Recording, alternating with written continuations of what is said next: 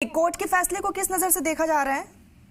देखिए, हम लोगों ने हमेशा से ये चीज कहा है कि जब जब भारतीय जनता पार्टी हमसे डरती है तो सीबीआई, ईडी को और इलेक्शन कमीशन को आगे करती है। और तुरंत आपको इलेक्शन से जस्ट पहले 6 तारीख को इलेक्शन होने वाले हैं, फिर आपने देखा कि 11 तारीख को है और 14 तारीख को उसका घोषणा है।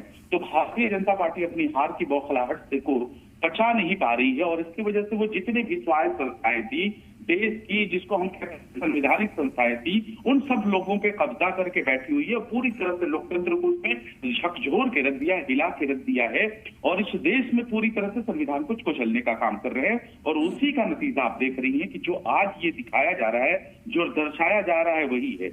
ये मामला अगर देखा जाए तो उस वक्त में अभी उनकी उम्र भी नहीं हुई थी तेजस्वी प्रसाद यादव की, लेकिन उसके बाद भी उनको साजिशन लालू प्रसाद यादव का वारिस होने के नाते उनके नाम को डाला गया और लगातार इस तरीके का ट्रायल चल रहा था। और जब जब इलेक्शन आते हैं तब तक देखते ही आप, चाहे वो लैंड फॉर जॉब का मामला है, सीबीआई ईडी का मामला हो या फिर ये इलेक्शन कमीशन का मामला हो, सीधे तौर पर भारतीय जनता पार्टी को सपोर्ट करने के लिए ये स्वायत्त संस्थाएं आ जाती हैं और गिरवी होकर गिरगिरा के एक दलाल की टाइप की तरह काम करती है भारतीय जनता पार्टी की इस हालत में। इससे ज्यादा क्या हो सकता है? ये पूरी तरह से देश प्रदेश में लोकतंत्र को कुचलने की साजिश ही नहीं, मैं यकीन के साथ कह रहा हूं कि ये साजिशन किया जाता है कि भारतीय जनता पार्टी की सरकार बने और अगर सरकार अगर नहीं बन पाती है तो ऑपरेशन लोटस का इस्तेमाल किया जाता है। और आरजू साहब, क्योंकि कोर्ट निष्पक्ष होकर काम करता है, किसी पार्टी के लिए काम नहीं करता है, क्या लग रहा है आने वाले समय में बिहार के चुनाव पर असर पड़ सकता है पार्टी पर? अगर कोर्ट वाकई में निष्पक्ष होकर काम करता तो क्या आपको पहली बार देश में ऐसा हुआ आजाद भारत में 3 जजेस बाहर आते हैं और आके प्रेस कॉन्फ्रेंस करते हैं और उसके बाद जो सुप्रीम कोर्ट के जज हैं उनके ऊपर जूते उछाले जाते हैं? आज तक आपने ये नजारा कभी देखा था क्या?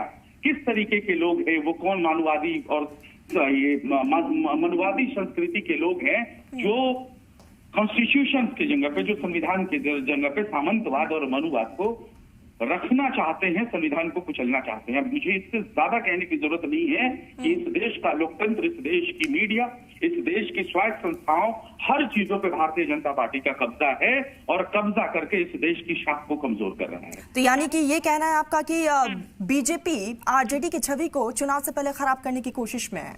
ये लगातार देखिए परसेप्शन जिस तरीके से ये क्रिएट करना चाहते हैं। अगर हम कहते हैं 20 साल की उपलब्धियां बताइए तो ये कहते हैं जंगलराज।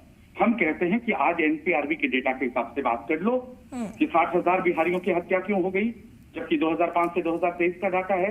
हम कहते हैं 27,000 बिहार की बच्चियों और महिलाओं के साथ दुष्कर्म, यौन उत्पीड़न के अपराध क्यों हुए, जो एनसीआरबी का डेटा कहता है। हम कहते हैं कि एनसीआरबी का डेटा कहता है कि 1 लाख के करीब बिहार में 2005 से 2023 तक लोगों का अपहरण हुआ है।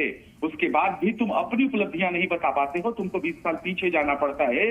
अतीत में जाकर अपना राजनीतिक जो गंदा चेहरा है उसको छुपाने की कोशिश करते हो, लेकिन हम तुमको अतीत से वर्तमान में तुम्हारा गिरेबान खींच के लेकर आएंगे और सवाल पूछेंगे बिहार की आम आवाम के लिए कि आपने बिहार के लिए किया क्या। आरजू साहब, क्योंकि इस बार बिहार के इलेक्शन में भ्रष्टाचार एक अहम मुद्दा है और लगातार इंडी गठबंधन हो, आरजेडी हो, तमाम मुद्दों को बखूबी उठा भी रही है, लेकिन दूसरी तरफ कहीं ना कहीं अब तेजस्वी यादव, पूरा यादव परिवार है, उन पर भ्रष्टाचार के कई आरोप लगे हुए हैं। क्या लगता है कि कोर्ट का जो फैसला आया और जब बिहार इलेक्शन करीब है, इसका एक बहुत बड़ा असर देखने को मिलेगा इलेक्शन पर?